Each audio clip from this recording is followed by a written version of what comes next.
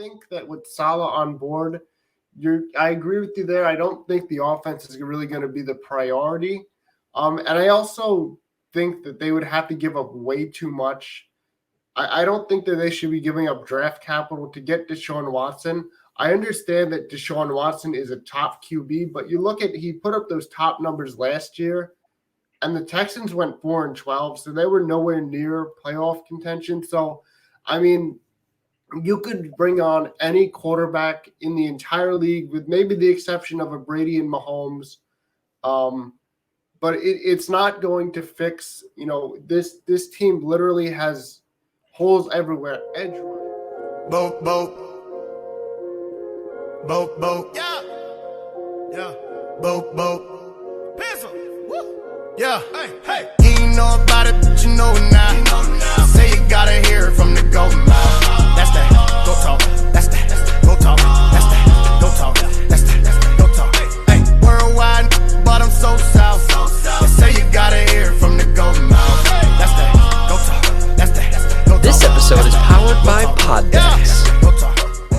What's up, everybody? Welcome to another edition of the GOAT Talk podcast. It's powered by PodDecks.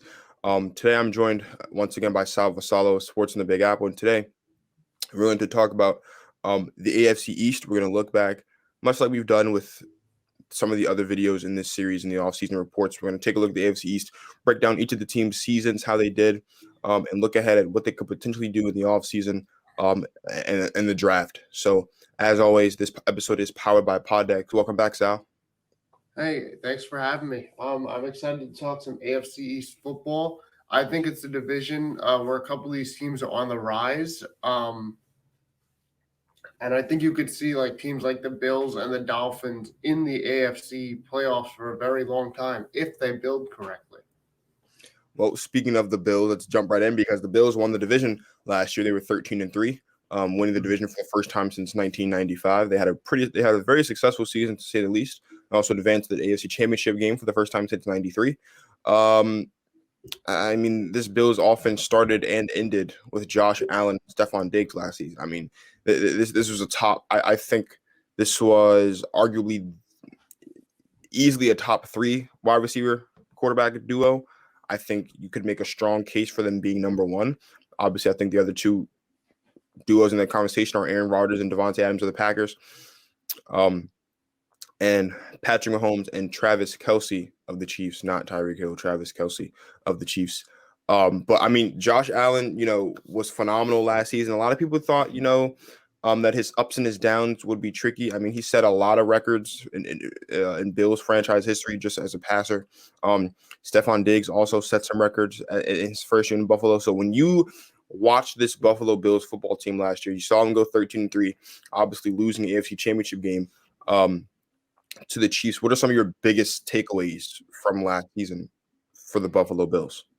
It was kind of a big flip for me for the Buffalo Bills, where I thought that like in 2019, their defense was like rock solid. They were one of the top defenses.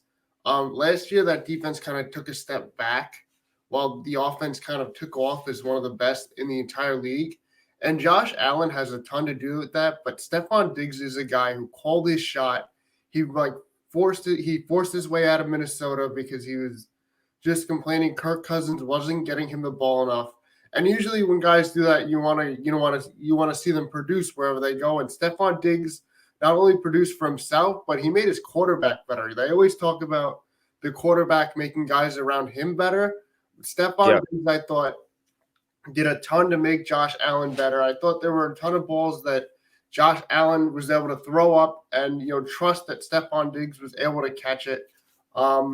So, even like, from the very beginning, Diggs and Allen had chemistry. You saw that in training camp. So I just think that, especially now with the Bills having only $2 million in cap space right now before cuts.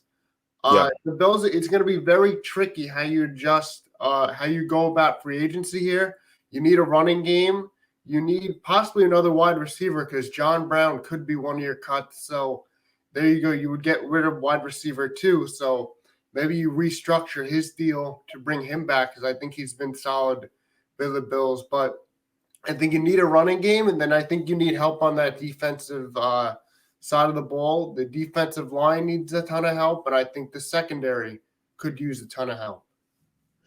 I agree. I think the thing for the Bills, I don't know if a lot of people agree with this. I think the Bills are probably the most complete team in the NFL, which is really tough. I mean, obviously, as you mentioned, the defense wasn't great. I think people throw the Saints in there because the Saints finished 5th on both sides of the ball in terms of ranking offensively and defensively. I mean, but the Bills just looked good consistently on both sides of the ball. I mean, they had their hiccups, obviously, but they were really few and far in between. And it made it made the Bills look like not just contenders within the AFC East in terms of making the playoffs. They looked like contenders in the entire AFC in terms of making the Super Bowl. And obviously, they lost in the AFC Championship to the Chiefs. But this is a football team who could very easily make it back to the Super Bowl, I would say, within the next 3 to 5 years. Again, as always, cap space is a big issue.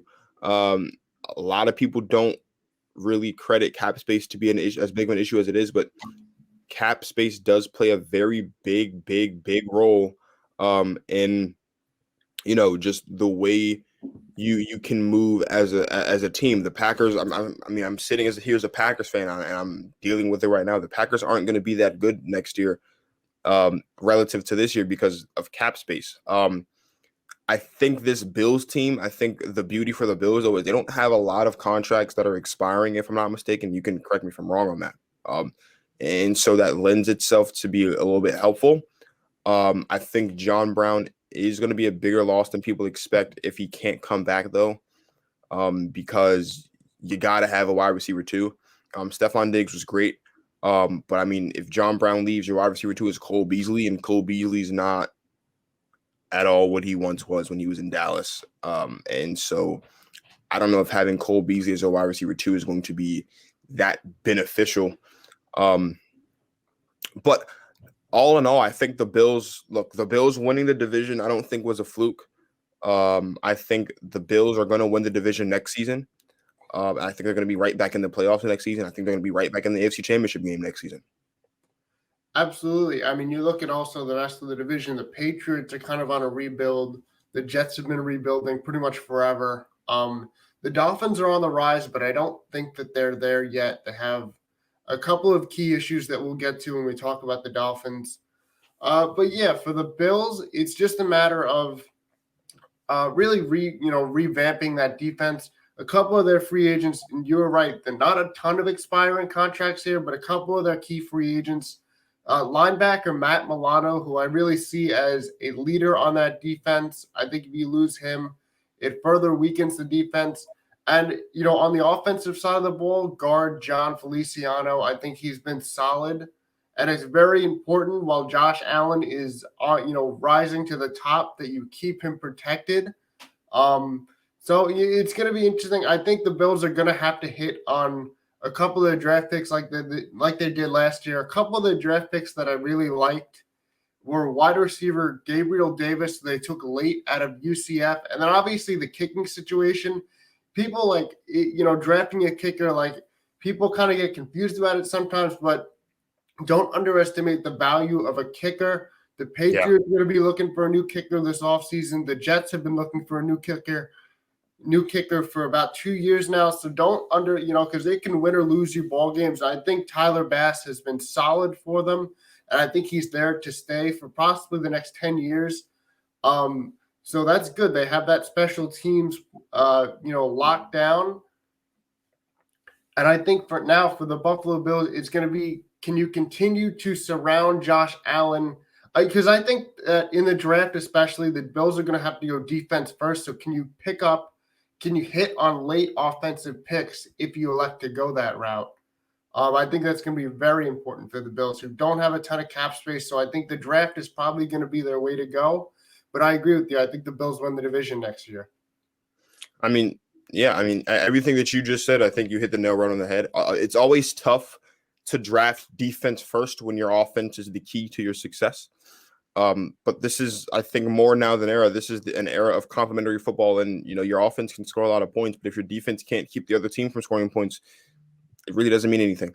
So you mentioned the Dolphins. Let's jump right into the Dolphins. The Dolphins surprised a lot of the NFL. They went 10-6 this season. I didn't expect them to go 10-6. I expected them to take a step forward from what they did last season. I think last season, Brian Flores was a phenomenal coach last season. Just in terms of towards on that tail end of the season, really just winning games. And a lot of people were looking like, no, don't win games, get that high pick. But I mean, they won games and it made it look good. The biggest issue for me with the Dolphins right now, they have the 3rd overall pick in the upcoming draft from the Houston Texans. And so I think that could be a crucial point because they are in the running for Deshaun Watson. But the biggest thing for me with the Dolphins is their quarterback situation. They've got Ryan Fitzpatrick and they've got Tua Tagovailoa. There were some times when Tua was taken out for Ryan to come in. When you've got a rookie quarterback and you're taking him out of the game for an older guy, I don't know. I don't know if it's intentional or not, but I think it could potentially mess with the psyche of Tua in terms of how he feels about his place on the team. There are a lot of like college football analysts, because this is more of a thing and more of an issue in college football, where a lot of people say, if you have two quarterbacks, you don't have a quarterback because it's two separate identities. And it's very clear. This football team is completely different when Ryan Fitzpatrick's on the field than when Tua Tagovailoa's on the field. And I'm not saying that the way Max Kellerman says it when he's referencing Carson Wentz in his time with Philadelphia in relation to Nick Foles in his time in Philadelphia. I'm not saying that the team is more energized with Ryan Fitzpatrick. I'm just saying Fitzpatrick and Tagovailoa have two completely different play styles. And so because of that, the team looks completely different when one is on the field and the other one isn't. Nonetheless, they did win 10 games. I think, though, that they're going to have to make a decision. Obviously, Tua is going to be the starter this season. There's no doubt about it. I think the decision isn't about the starter. I think the decision is about, are they going to continue to pull Tua from games in favor of Ryan Fitzpatrick? And I think that the answer to that question should be no. I think it would be best if the answer to that question is no. I just don't think that they're going to not do that. I think they're going to continue to do this kind of relief pitcher thing where if Tua's not doing well, they're putting Ryan Fitzpatrick. The problem with that is what happens if Ryan Fitzpatrick isn't doing well? Are you then going to take him out for Tua? We didn't really see that last season, but it's possible that could happen. So your thoughts on the quarterbacking in Miami? Yeah, I mean, anytime you take a young quarterback, I think if he's going to be your guy, obviously with what I'd like to do if I were like an NFL franchise is have that rookie quarterback sit for at least a few games just so that he could see the game from the sidelines, see the NFL game from the sidelines. But once you put him in, you cannot take him out. I think that you're right. I think that completely messes with his growth. I think you have to let him get through, kind of the struggles of the NFL game. I think it's where teams, guys learn like the speed of the game. The interesting thing is that Ryan Fitzpatrick was playing extremely well up until the point where the Dolphins decided to make the switch to Tua. I mean, you could have argued then that, okay, you should have kept Fitzpatrick in as long as he's playing well. But once you take Ryan Fitzpatrick out, I think there's no reason that to take Tua out.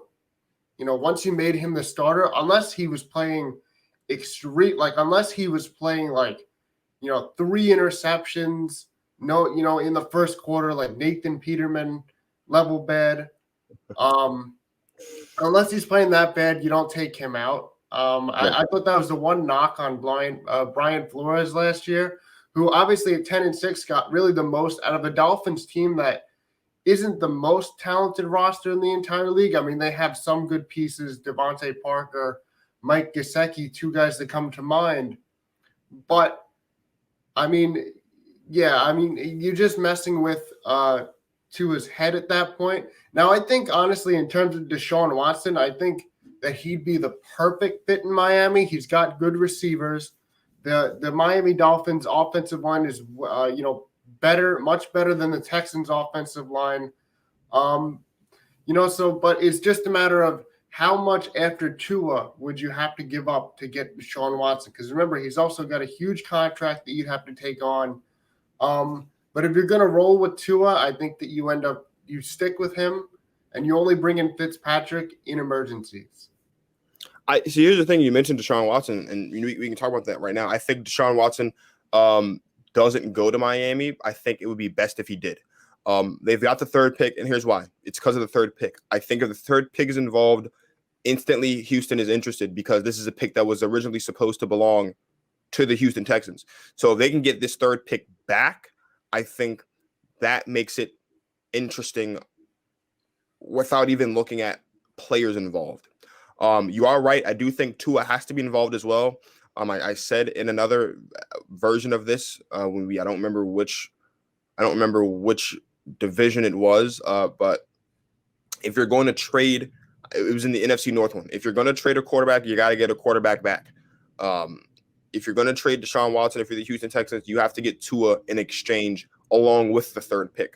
What else with that is intriguing to them? I'm not sure. If I'm not mistaken, the Dolphins do have 2 first-round picks this year, I think, their own and this one. You can correct me on that if I'm wrong. So if that is the case, I think both of those picks will have to be used. But, I mean, it's Deshaun Watson, so I think Miami would look at it as a loss. But if you're getting Deshaun Watson, it's not that big of a loss. You mentioned Mike Gesicki, and I just want to say this. I think Mike Gesicki, at his best, is a top 10 receiver in the league. I mean, not receiver, tight end in the league. And when you have a quarterback with a top tight end in the league, they tend to look good. Patrick Mahomes looks good on his own, obviously, but having Travis Kelce doesn't hurt. The same can be said for Tom Brady. Tom Brady looks good on his own. Having Rob Gronkowski doesn't hurt. Darren Waller, who I think is a top 3 receiver in this league, looks great. That combination down there with Derek Carr is a great one. Justin Herbert, I think, benefits the most from having a strong tight end, and Hunter Henry, who's a top 5 tight end in the league, I think, because Justin Herbert's young. So I think getting back Hunter Henry for the Los Angeles Chargers has to be priority number 1 for that team. And then, of course, you have, and I'm drawing a blank here, but there's another one that I think is really crucial, but I can't think of it. All in all, though, the point that I'm making is whether it's Tua or whether it's Deshaun Watson, I think the most important player on this team is Mike Gesicki. I think he's the best player on the team, at least offensively speaking. And I don't think he gets a lot of recognition. I think Miami could be right back here next year. I think they could be right back in a 10-game situation looking at the playoffs. The issue with the AFC, though, is we saw there were a lot of teams that won 10 games, and I think Miami got the short end of the stick because of that, if I'm not mistaken. So hopefully they can get over the hump, get to 11, maybe 12. It all depends. I do think, though, that they are in the running for Deshaun Watson. I don't think they'll win the chase for Deshaun Watson. I think that goes to the Jets, and I'll mention that when we get there and why I think it'll be the Jets, and the implications of that on the Jets. But yeah, I mean, if you're the Miami Dolphins, you're sitting nice right now. You've got Brian Flores. I think Brian Flores is the one coach I would say, aside from Matt LaFleur in recent memory, that has instantly made an impact and proven that he could stay at least through the contract. We've seen a lot of new coaches come and get fired after year 1. Freddie Kitchens is one of them. So, you know, and he was in Cleveland with Baker Mayfield. And so, you know, for the Miami Dolphins, you've got a solid coach. You've got a really young team for the most part. I mean, this is one of the younger teams in the NFL. This defense, as you mentioned, there's not one player on this team on either side of the ball that particularly stands out. But they do have a few bright spots. I think this draft could be a draft where, depending on where they think they are on the Deshaun Watson race, it determines where they draft. I think if they think they're close to Deshaun Watson, they'll draft offensively to build that up, get him some weapons, make the team look more lucrative. If they're not, and they're having to stay with Tua and Ryan, not that that's like a settling, because it's Tua and he's a rookie. But if you're sticking with Tua and you're backing Tua, then I think they'll likely go defensively, just because I think you would benefit more stacking up your defense with Tua as your quarterback than you would stacking up your defense with Deshaun Watson as your quarterback. Either way, though, the defense has to be improved. I just think priority number 1, I think the priorities would be different if they can land Deshaun Watson prior to the draft. If it happens after the draft, then of course, whether it would happen after the draft, and so that none of that what I just said would matter. Yeah, of course. I mean, the thing about the Dolphins is, I mean, they were held out. I think they were held out of the playoffs by the Patriots. I think they lost to the Patriots in the last week. Yeah. So very interesting that New England was able to, at least hold one of their division rivals out. I mean, this is certainly was a playoff worthy team, but I think it was the whole. I think ultimately you ride or die with Tua, unless you're going for Deshaun Watson. I think that this is the perfect fit for Watson. But I agree. I think that you build the team. It's going to be an offensive first team if Watson comes here. But I think that defense is also super important. That you at least build it up to league average. Yeah. But yeah, other than that, Tua. Other than that, yeah. Look, I mean, Tua didn't even really play too bad. So they kind of got to either A. If you're gonna stick with Tua, stick with him.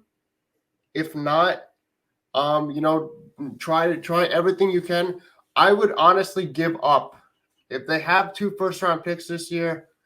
I would honestly give them both up and Tua for Deshaun Watson. I think I would absolutely do it because here's the thing. I think that if I'm the Jets, I wouldn't do it because I think the Jets have so many other holes than the Dolphins. And I think that you can go out if you're the Dolphins and try to sign somebody like a Curtis Samuel or just, another wide receiver. Or maybe even a Will Fuller, who, of course, played with Deshaun Watson with the Texans. I think he's going to be a top target for both the Jets and the Dolphins.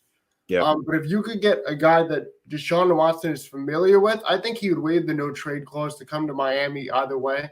Because, I mean, he really, really wants out of Houston, as has been seen in the news. But I think that the Dolphins should go full in on Deshaun Watson here. Not that I don't like Tua. I do. He's a rookie. I think he has time to grow. You saw, Josh Allen go from 53% completion percentage year 1 to an MVP candidate this year. So, I mean, it could happen. I think the Dolphins are right now building the team the right way around him. But I think ultimately for the Dolphins, it's about picking a quarterback. Do you want to go for Deshaun Watson? Then go for it. Go all in, offer those 2 first-round picks, offer what else you have to offer and get him in the building, or stick with Tua. I agree. Let's talk about the Patriots. Patriots 7-9. Here's the thing. This isn't like a hot take. This is my personal opinion. A lot of people think that because Tom Brady won the Super Bowl, that Tom Brady was more important to the to the Belichick-Brady connection that won the 6 titles in New England. And you can make that argument, and that's an argument that holds weight. And it's an argument that I support. I'm not at all going to say that Bill Belichick is more important. I don't think, though, that just because Tom Brady wins the Super Bowl and the Patriots miss the playoffs, that is enough justification for that. And here's why. The Patriots were 7-9 in COVID season. Their quarterback missed some games because of COVID. They still won 7 games. Let's take into consideration all of the different pieces. This is still a team that is still bereft of weapons. They won 7 games. They missed the playoffs. What I'm saying is Tom Brady was on this team bereft of weapons. They won 12 games. Yeah, because Tom Brady's a better quarterback than Cam Newton. Yes, that's what it is. Tom Brady's better than Cam Newton, and that is why they were 12-4 last year instead of 7-9 this past season. I want us to be very careful about pulling the trigger on. Now, I agree that Brady was more important than Belichick, but I don't think you can use this season as proof of that because this season, for all intents and purposes, is an anomaly. The other thing, too, is Tom Brady had an embarrassment of riches in Tampa Bay. We're talking Rob Gronkowski. We're talking Chris Godwin, Mike Evans. We're talking a stacked backfield with Ronald Jones III and Leonard Fournette. Not to mention they brought in Antonio Brown. The defense was a top 5 defense all season. So this is a team that had an embarrassment of riches. So, yeah, you're looking at a potential Super Bowl victory, which they got. This New England team has nobody. Nobody. the best player on that team varies from week to week. And most weeks, the best player on the team was Cam Newton, and Cam Newton didn't have that good of a season this year. You could argue that part of it had to do with the fact that he had COVID. A lot of it also had to do with the fact that, he's coming back off of injury. People quarterbacks specifically that tend to come back off of injury don't tend to have eye-opening seasons their first season back. This isn't like an Adrian Peterson situation where you tear your ACL, you come back and you run roughshod all over the league. That's not what this is. I think a lot of people expected that out of Cam because he was saying that, but we were in the middle of COVID and that was a very serious extenuating factor that you have to take into consideration. Now, I will say this, because here's the thing. If Tom Brady was on this New England Patriots team this season, do I think the Patriots would have made the playoffs? No, I don't. If everything else stayed the same, I think they would have won more games, maybe. Because I think, Tom Brady would have been safer and he wouldn't have been, I don't think Tom Brady would have contracted COVID. And so that plays a part in maybe 2 or 3 games. But this is a team that are 2 plays away and was a play away in 2 different games from winning those games. So this is a team that could have very easily been 9-7. Now, of course, that 9-7 record wouldn't have gotten them in the playoffs because the conference was so tough this year. I think it's been the toughest we've seen it in a long time. We had 8 teams win 10 games. One of them missed the playoffs, and that was the Miami Dolphins, who we just talked about. So I think we should slow down on the Brady Belichick talk at least for another season until we can get a true season. Because here's the thing. If Brady goes out and wins another Super Bowl, then yeah, maybe you can make that argument. I do think, though, that the embarrassment of riches that Brady has at his disposal in Tampa Bay, you have to take that into consideration because the roster on New England can't even be in the same room as the offense and the defense that Brady has down there in Tampa Bay. I agree. I mean, if you want to sum it up, the best receiver was N'Keal Harry. N'Keal Harry is decent. He had his ups and downs, but I mean, that's nowhere near even a wide receiver 2 in this league. Yeah. The other thing is I'm pretty sure the Patriots were near the top of the NFL in the amount of NFL, the COVID opt-outs that they had before the season. I'm pretty sure, a lot of those guys opted out. I think, and I don't think it's very fair to Belichick. He has no playmakers, no guys to really work with. I mean, I think the one wide receiver that you comes to mind when you think of the Patriots is Julian Edelman. But he's a slot guy. He's not a guy that's going to run to the outside. You mentioned Cam Newton coming off, especially an ankle injury. Especially for a guy like Cam Newton who really relies on his legs to make some plays for him.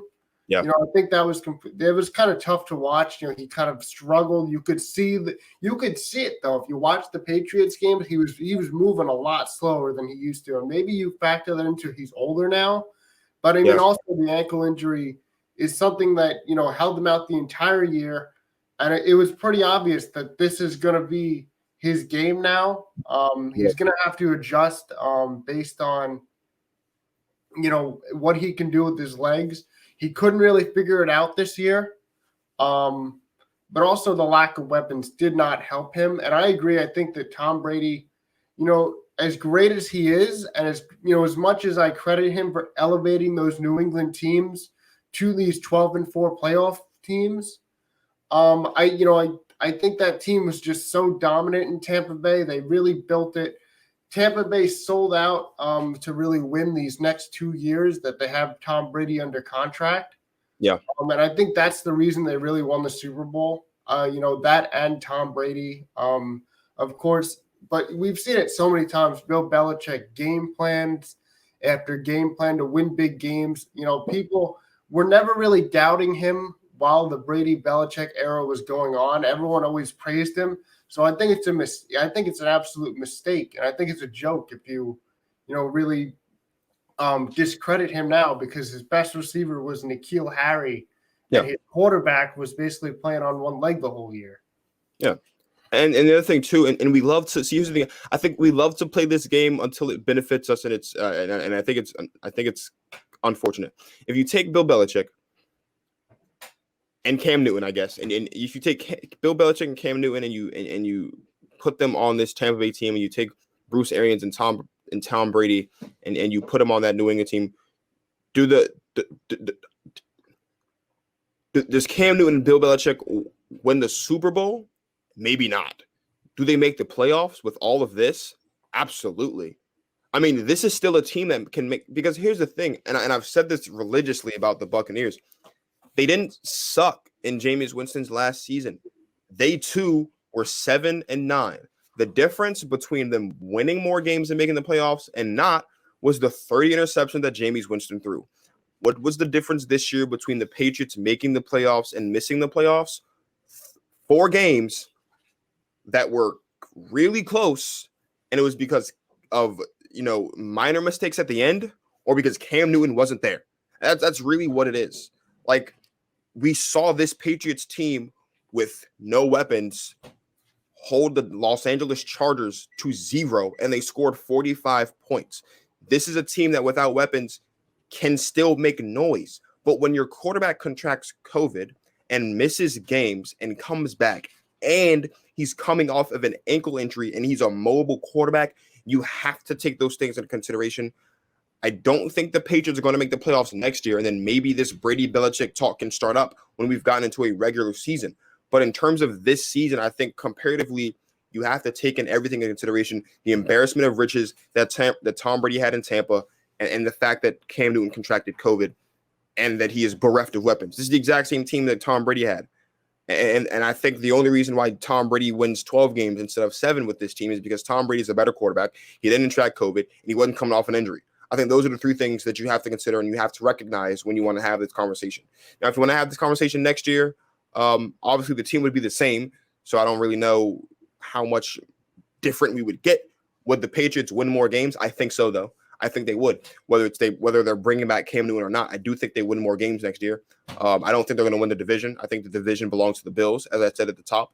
But I think, and the other thing too is, with this 7-team format, it's possible that the Patriots can make the playoffs next year. I think they'd have to win at least 10 games. I think Cam Newton could get them to 10 games. I think someone else could get them to 10 games. I think Jimmy Garoppolo get them to 10 games, and maybe Cam Newton ends up in San Francisco. So there's a lot of different ways that you can go with this. But at the end of the day, I think we should put a pin in the Brady-Belichick conversation at least for another season. And that's just kind of where I stand on that right now. Absolutely. And just going into the notable free agents here, I wrote down in some notes here. Cam Newton, Jason McCourty, Joe Thuney, Lawrence Guy, James White, J.C. Jackson, who's actually a restricted free agent. I think he'll be back next year. And then obviously, like I touched on before, Nick Folk, the kicker. I think he had a good year for the Patriots last year, so I think it'd be best if they re-signed him. I think it seems like he likes playing in New England, so I think he'll also be back. Joe Thuney could be a huge loss for the Patriots. Obviously, one of the top guards in all of the league. There's going to be, pretty much the whole entire league bidding on him. The Jets, with their cap space, are going to be there. I wouldn't be surprised if the Jaguars are there. The Buffalo Bills are a guy. I mentioned John Feliciano being a free agent earlier. Maybe you upgrade from Feliciano and go after Joe Thuney. But again, the Bills don't have a ton of cap space, so I don't know how that would really work. Unless you make some serious cuts, which I really wouldn't recommend tearing down the roster for, to go sign free agents. But it's going to be interesting. How do these guys that opted out last year come back this year? How does that all fit? If there's any guy who I think can figure it out, it's obviously Bill Belichick, probably one of the greatest coaches ever. But I think that this is a Patriots team, and for so long, Tom Brady has been able to, despite this Patriots team getting older and older each year, I think Tom Brady's been able to keep them afloat. But I think this year kind of shows you they have potential, especially with Belichick still there. But I think it's time for them to get a little younger. I think this draft is going to be super important for them. They have a ton of needs. They need wide receiver help. They need another tight end. Obviously Gronkowski filled that role for so long. I don't know where the Patriots are picking first, their first round pick in the draft is this year. But I think Kyle Pitts honestly could be an option there, the top tight end. I think if he ends up there, I think it's a quarter. Obviously, you touched on it. A quarterback's best friend is his tight end. You kind of saw that with, you saw that around the league. Especially for me, especially the biggest tight end quarterback duo is Derek Carr and Darren Waller. And the reason I say that is because Derek Carr is not like a top QB like a Patrick Mahomes, not like a Patrick Mahomes, not like a Tom Brady, where, Carr is kind of average and Waller still put up all those yards. It's pretty good.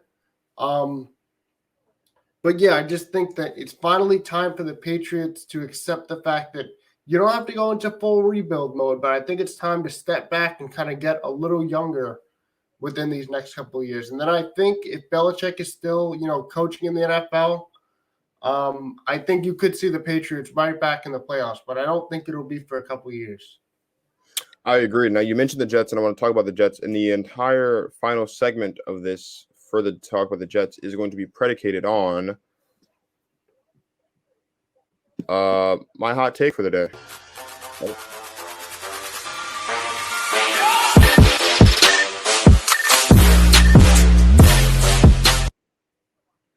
So, as you all know, the Jets went 2-14. They haven't had a winning season since 2015. They haven't made the playoffs since 2010. And they haven't had back-to-back winning seasons since 2009. This team sucks, to say the least. This team stinks. They've got a lot of issues that they need to address. Obviously, they are in the running for Deshaun Watson. I think they land Deshaun Watson. I think although Miami's is the best fit for Deshaun Watson, I think the Jets give Deshaun Watson the control he's looking for. The only downside to the Jets, though, is that they've hired Robert Saleh, who's a defensive-minded coach, and so the offense might not be the priority. With all that being said, though, they have the second overall pick in the draft. You just mentioned Kyle Pitts. I think Kyle Pitts is the best player in this draft, and that includes Trevor Lawrence, because Kyle Pitts is the one guy where it doesn't matter who drafts him, it's not going to be a bad pick. I mean, we've got a tight end getting a pro comp with Julio Jones, and I think Kyle Pitts is the best player in the draft. Now, with all that being said, I think if they do it correctly, and that's a big if the Jets do this correctly, the Jets can very well be a playoff team next year. And I'll explain why. I think, for starters, they cannot draft a quarterback at number 2.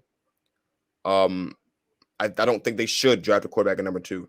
I think although Deshaun Watson is light years better than Sam Darnold or any quarterback you draft, I don't think you need Deshaun Watson to make noise in the AFC. I think the New York Jets should, and I think they will, they should use the second overall pick as leverage, trade down in the draft for more draft capital, which would give them more picks within the first round and maybe later rounds. Because there are a lot of teams that would want to get a quarterback. So you could use that to your advantage. You trade down. You can potentially land a guy like Kyle Pitts. If you can get some weapons around Sam Darnold, you may have a chance. Obviously, they're gonna want to get Deshaun Watson first if they're looking at Deshaun Watson, and so that would require them to trade away that second overall pick, at which point they would be looking at starting their draft in the second round. Nonetheless, though, I think whether you do that or you trade down in the second round, I do think if they do this correctly and they draft properly and they surround whoever their quarterback is with enough pieces, I think the Jets could be a playoff team next season, more so if they have Deshaun Watson on their team than if they have Sam Darnold. But I think the chance remains the same regardless of who the quarterback is, as long as the weapons are there. I agree. I don't know if I agree with this one, but the other day I watched the full 3.5-hour game, Patriots Jets from the 2010 playoffs. And it really reminded me, and especially with Saleh now on board, who I think is the best coaching hire for any team all year. I mean, I'm pretty biased because I'm a Jets fan, but he's a respected guy. Guys want to play for him. You saw guys like Richard Sherman come out and give the Jets props on their coaching hire. And what I watched in that game was I watched prime young Tom Brady struggle. This is of course like 10 years ago, but that was prime time Tom Brady, and he struggled now. I mean, the Jets, during that time had a solid offensive line, which made Mark Sanchez look really good. They had a top wide receiver in Santonio Holmes, but they had a top defense. So I think that with Saleh on board, I agree with you there. I don't think the offense is really going to be the priority. And I also think that they would have to give up way too much. I don't think that they should be giving up draft capital to get Deshaun Watson.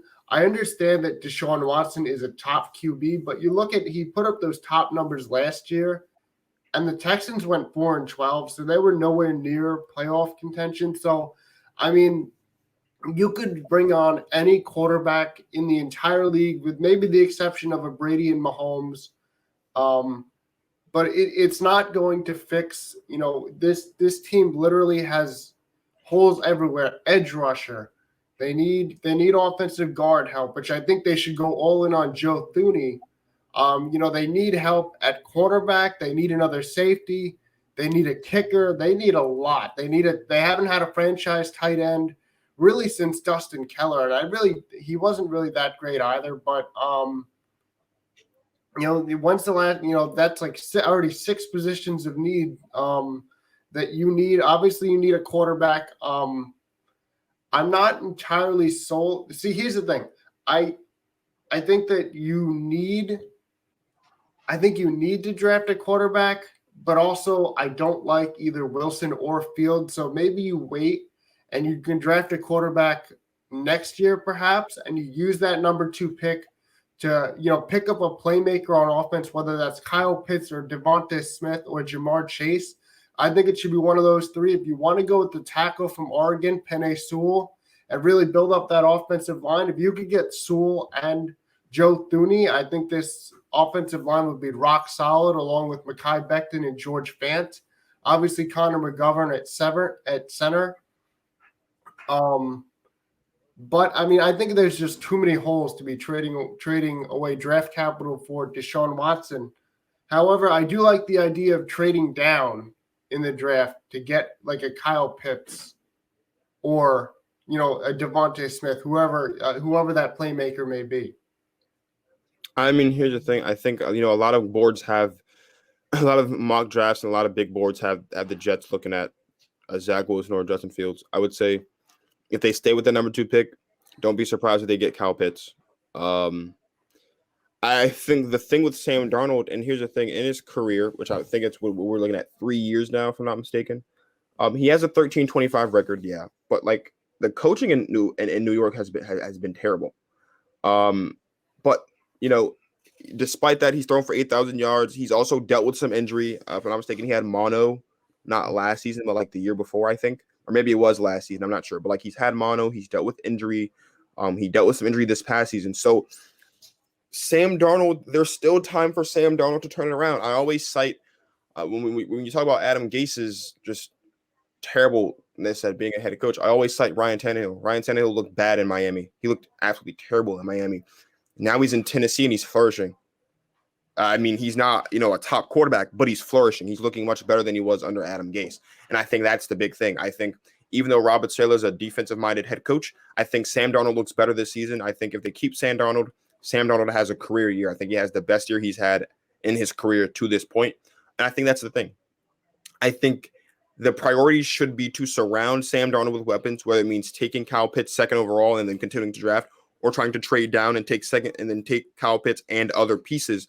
But I do think that the Jets should go into this draft looking to surround Sam with weapons, not looking to get Deshaun Watson. Because while Deshaun Watson is great, like you said, there's just too many holes.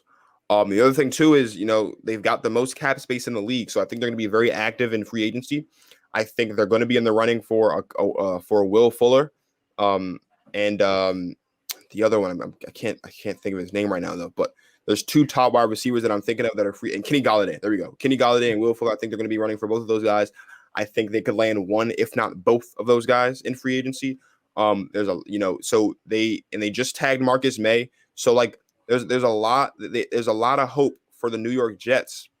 And I think if they do it right, it's a big if. If the Jets do it right, the Jets will be a playoff team next year, I think. And that's my hot take for the day. I think if they do it right, they're a playoff team next year. An interesting thing is if you're going to keep Sam Darnold, I would find it very interesting if they went after Juju Smith-Schuster, who did play with Darnold at USC, who was, I believe at some point, I don't know if this year or last year, he was trying to recruit Darnold to the Steelers. Not really, but I think it'd be interesting to get those two guys back together. But I mean, the problem is you need Juju Smith-Schuster, and you need more. Like you need Denzel Mims should not go into next season as wide receiver 2. Even though I like Mims, and I think you need a coach who wants to get him the ball. I mean, 2 targets a game for Mims is simply not enough. And I mean, you talked about Gase. They had Todd Bowles, who's a respectable coach. Obviously, just won a Super Bowl in Tampa Bay, but he's a defensive coordinator.